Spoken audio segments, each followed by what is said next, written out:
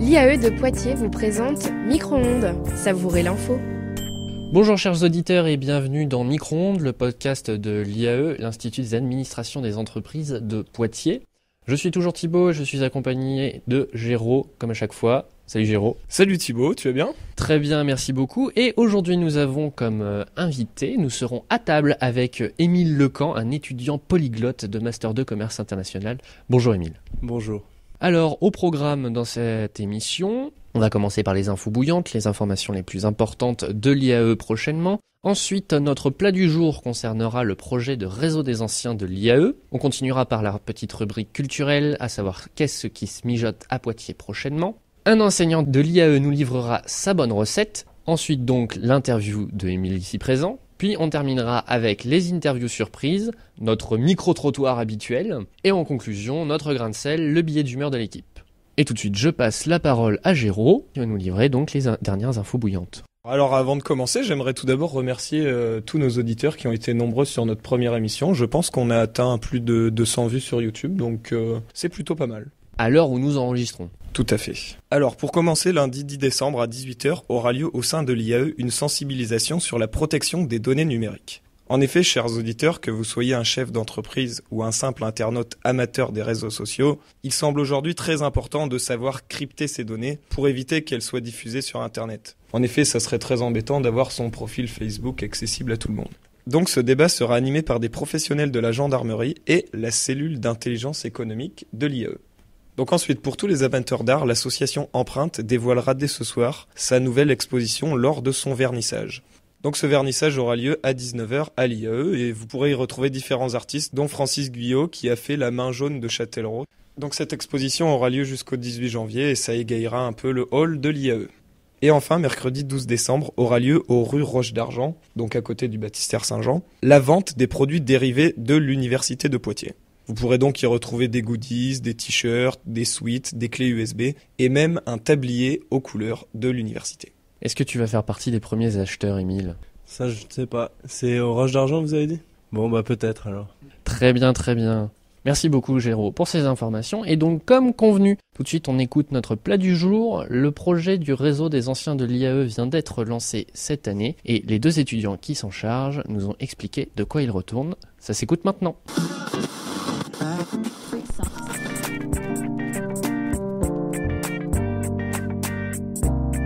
Le plat du jour.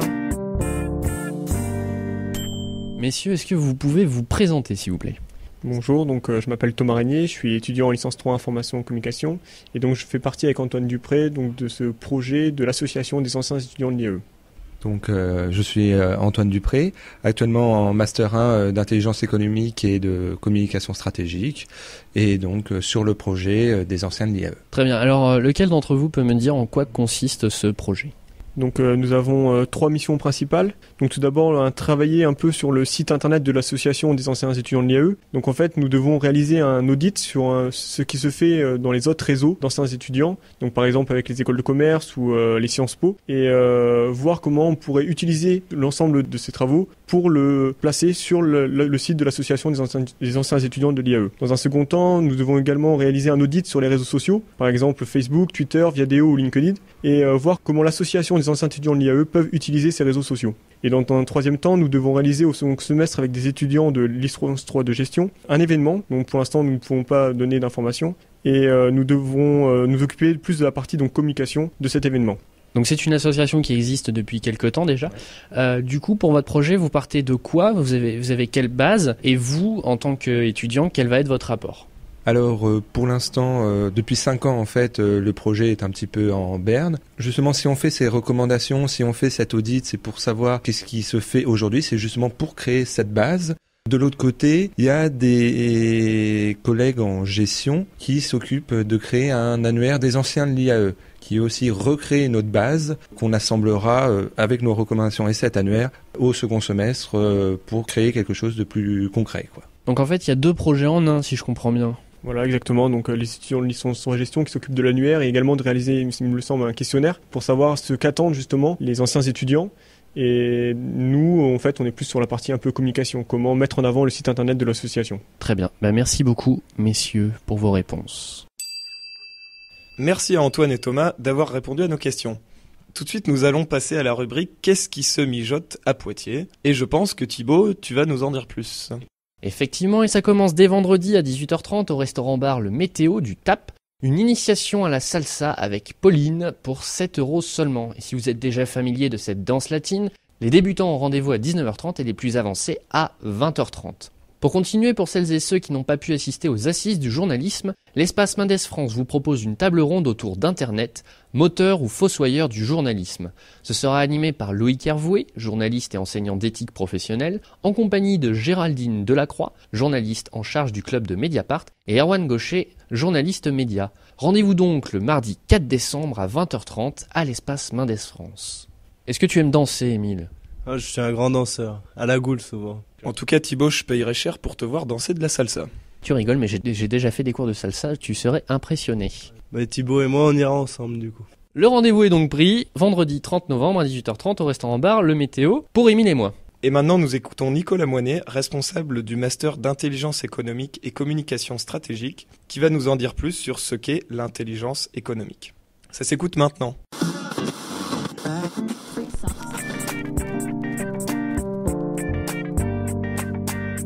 Quelle est la bonne recette ? Très simplement, en fait, c'est le nom français de Competitive Intelligence, donc qui vient des États-Unis avec des auteurs célèbres comme Michael Porter. Et l'intelligence économique, c'est tout simplement l'usage stratégique de l'information avec des fonctions associées comme la veille, le management des connaissances, la protection de l'information ou l'influence. Alors, l'intelligence économique distille une certaine aura d'espionnage. Est-ce que c'est justifié et est-ce que du coup ça rejoint un petit peu cette idée-là ? C'est en partie justifié, mais en fait, il faut bien comprendre que l'intelligence au sens anglo-saxon, effectivement, renvoie à l'idée de renseignement. Mais à la différence des anglo-saxons, les Français n'ont pas de culture du renseignement. D'ailleurs, pour preuve, les Français connaissent très mal leur service de renseignement. Et vous ne voyez pas, comme aux États-Unis, la CIA ou le FBI venir dans les forums emploi ou sur les salons pour recruter des étudiants.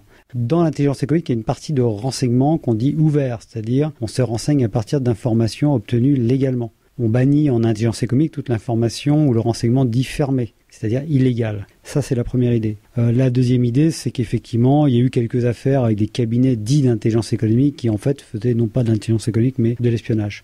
Du coup, quel type de métiers sont formés avec ce master IECS ? Alors les métiers, très très clairement, dans un premier temps, c'est en priorité les métiers de veilleurs. C'est en fait les étudiants vont aller sur Internet, chercher des informations et surtout mettre en place des dispositifs semi-automatisés de collecte d'informations. Ensuite, ils vont être des animateurs dans l'entreprise pour que cette information soit partagée et surtout qu'elle soit analysée et transformée en connaissances. On parle alors aussi de knowledge manager ou de management de la connaissance. Il y a aussi des missions de protection de l'information, comment faire en sorte que son système d'information ne soit pas piraté. Et il y a une partie, ça c'est avec un peu d'expérience, une partie influence et lobbying qui est aussi une part importante de l'intelligence économique. Es-tu content, Émile, d'en savoir un petit peu plus sur l'intelligence économique ? Ça pourra toujours me servir dans mes études et dans ma future carrière professionnelle. On ne sait jamais. Donc du coup, Émile, si on t'a parmi nous, c'est que tu as un cursus un peu particulier. Est-ce que tu veux nous en dire plus par rapport à ton background, comme on dit, au niveau des études ? Mon background, comme tu dis, est assez long. En ce qui concerne la France, je n'ai vécu seulement 5 ans en France. Donc plus à l'international. J'ai commencé par le Canada, ensuite j'ai été 3 ans en Croatie et 7 ans en Norvège pour revenir en France, et pour m'en aller aux États-Unis et en Norvège après. Et donc je suis revenu pour ce master à l'IAE de Poitiers cette année pour compléter mon cursus scolaire que j'ai commencé par l'ESC La Rochelle. Très bien, donc du coup, tu as beaucoup voyagé, tu parles plusieurs langues ? Je parle 4 langues couramment, le norvégien, le français, l'anglais et le portugais. Et puis l'allemand, comme tout le monde, on a dû choisir quelque chose au lycée. J'ai abandonné il y a 2 ans, pas vraiment abandonné, mais j'ai su passer au portugais. Et maintenant, mon projet professionnel, c'est d'aller au Brésil en février. Du coup, le portugais sera plus utile que l'allemand, je pense. Effectivement, je suis pas sûr qu'il y ait beaucoup de personnes qui parlent allemand au Brésil. Et Émile, toi qui as fait des études aux États-Unis, moi la seule image que j'ai des facs aux États-Unis, c'est vraiment les films genre American Pie, toutes ces choses-là. Quelle est la réalité ? Bah, ces films-là se rapprochent un peu de la réalité américaine. C'est-à-dire tout est en grand, tout est énorme. Si on fait une soirée par exemple, ça va être des centaines et des centaines de personnes dans une maison. Même les appartements d'étudiants sont souvent des maisons. Donc c'est des locations à 3-4 étudiants et une taille de maison de presque 100 mètres carrés. Vraiment, tout est en grand. Même l'université, si vous voulez. L'université où j'étais, il y avait, juste pour donner un exemple, 3 piscines, par exemple. Il y avait 5 bibliothèques. Les bibliothèques étaient ouvertes 24 heures sur 24. Donc c'est pas les mêmes moyens, évidemment. Les étudiants payent environ 16 000 $ par semestre pour aller étudier. Donc c'est pas les mêmes moyens. Mais ils ont un environnement qui est assez conséquent.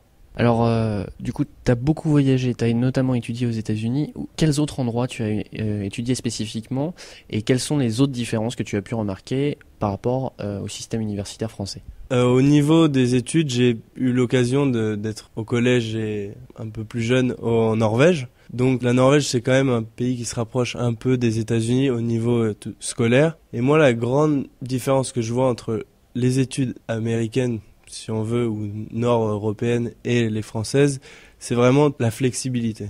En France, on est toujours un peu rigide sur nos façons de penser, sur nos façons d'agir. Mais je dis pas que l'un est mieux que l'autre, sachant qu'en France, on est quand même assez réputé pour nos universités, pour une bonne éducation. Et du coup, ça nous permet également une certaine rigueur dans le travail que ne trouvent pas forcément ces autres pays. Je prends l'exemple de la Norvège où c'est de plus en plus dur de trouver des étudiants qui ont fini et qui sont très professionnels, si vous voulez. Alors j'entends souvent parler de la compétition entre les ESC, les écoles de commerce et les IAE, donc qui sont publiques. Toi qui as fait les deux, quelles sont les différences que tu as pu constater entre ces deux formations ?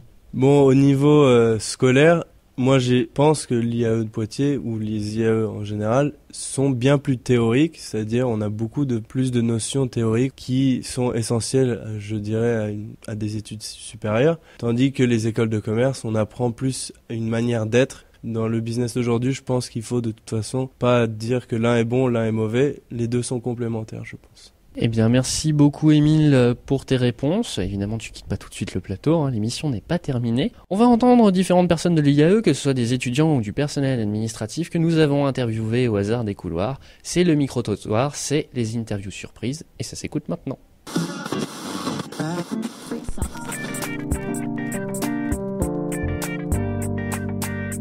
Interview surprise.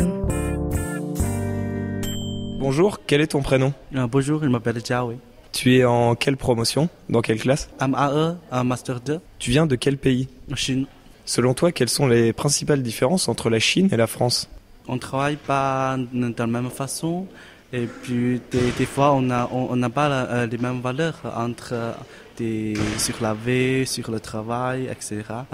Dans une mondialisation, puis on a tendance de vivre de la même façon maintenant. D'accord, ok. Donc tu préfères la France ou la Chine ? Pour l'instant, la France, parce que je suis là, j'ai pas le choix. Bonjour, quel est votre prénom ? Alexandra. Et quel est votre rôle à l'IAE ? Je suis secrétaire administrative pour les masters et les licences. Et que pensez-vous de la réélection de Barack Obama ? J'en pense que c'est plutôt une bonne chose. Quitte à choisir entre les deux personnes qui se présentaient, c'est très bien pour moi, enfin je pense. Pour les États-Unis surtout, parce que moi ça me concerne pas trop. Bonjour, quel est ton prénom ? Maxime. Est-ce que tu surfes sur internet ? Comme la plupart des jeunes, oui. D'accord, quel est ton site préféré alors ? Mon site préféré, c'est une bonne question. Je dirais les sites de news. Pas Facebook, non, malheureusement, je ne suis pas ce genre de personne. Voilà, les sites dédiés aux jeux vidéo aussi. Et tu vas pas sur Facebook alors ? J'y vais de manière réduite. Je suis pas un gros fanat de Facebook comme la plupart des gens. Comment vous vous appelez ? Sophie. Eva. D'accord, et vous êtes en quelle promo ? M2 MI. Exactement. Où est-ce que vous mangez le midi ? Rue, ou sinon il y a une petite assos là, pas loin, au Toit du Monde. Et c'est cher de manger là-bas, non ? 3 €. Ah, c'est 3 €, c'est comme aux rues alors ? Ouais, et il y a plus de choses. C'est meilleur. Ah, c'est meilleur, d'accord. Donc avis aux amateurs. Et ça se trouve où le Toit du Monde ? Place de Montbernage, juste à côté de l'IAE, en 3 minutes tu y es. Montier-Neuf. D'accord. Bon bah je vous remercie les filles. Donc merci à toutes les personnes qui ont eu la gentillesse de répondre à nos questions. Donc c'est bientôt la fin de l'émission. Tu vas faire quoi, Émile, après l'émission ? Je vais peut-être aller à la maison et manger quelque chose et préparer mes cours de cet après-midi. Bah en parlant de ça les gars, moi j'ai un vrai problème pour manger le midi quand j'ai cours à l'IAE. Explique-moi tout, Thibaut. Bah écoute, c'est très simple. Pour commencer, je n'aime pas les rues du centre-ville, que ce soit Roche d'Argent ou La Cave. Ça fait 8 ans que je fais mes études à Poitiers, donc je sais très bien où est-ce qu'on peut le mieux manger dans les rues à Poitiers, et ça a aucun de ces deux-là. Je te parle même pas de la qualité discutable de la nourriture. On rappellera quand même que le premier est à 15 minutes à pied de l'IAE et que le second est blindé dès lors qu'il y a plus de 20 personnes dedans. Donc non, franchement, autant que possible, je préfère éviter les rues du centre-ville.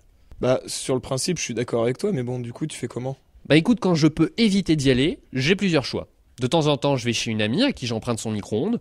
Ça me permet de manger chaud ainsi qu'un plat fait maison. Sinon, bah, je me saigne le portefeuille pour m'offrir un kebab, un cup de pâtes ou un sandwich. Et puis, heureusement, de temps en temps, il y a ces jours où j'ai cours que sur une demi-journée, ce qui me permet de rentrer chez moi. Ah bah, et du coup, vu que t'habites pas en centre-ville, je te comprends. Tu connais tout mon problème. Déjeuner quand j'ai cours à l'IAE, c'est un véritable casse-tête pour moi. Et sincèrement, si je n'avais ni quelques connaissances qui habitent en centre-ville, ni quelques économies pour m'offrir de temps en temps un fast-food, je sais vraiment pas comment je ferais pour éviter les rues. Bon, écoute Thibaut, moi j'ai pas envie que tu meurs de faim, là, il y a pas 36 000 solutions. Est-ce qu'un micro-ondes dans la cafétéria, ça réglerait pas tous tes problèmes ? Ah si, mais carrément, mais c'est une bonne idée ça en fait. Ok, bah voilà, on a trouvé ta solution Thibaut, donc maintenant on peut passer à la conclusion. Donc il est maintenant temps de vous quitter. Je vous rappelle que vous pouvez suivre toutes nos actualités sur notre page Facebook. Et ce soir, nous allons lâcher une exclusivité sur notre page Facebook, Thibaut. Effectivement, les plus attentifs pourront découvrir qui se cache derrière nos jingles, qui a été la gagnante du petit casting que nous avons organisé au début du mois. Merci aussi à Émile d'avoir été présent avec nous. Merci à vous pour l'invitation. J'espère que ça t'a plu. Énormément. Eh bien, bonne continuation à l'IAE et dans ton master. Et vous nous retrouverez dans 2 semaines, comme d'habitude. Ciao, ciao.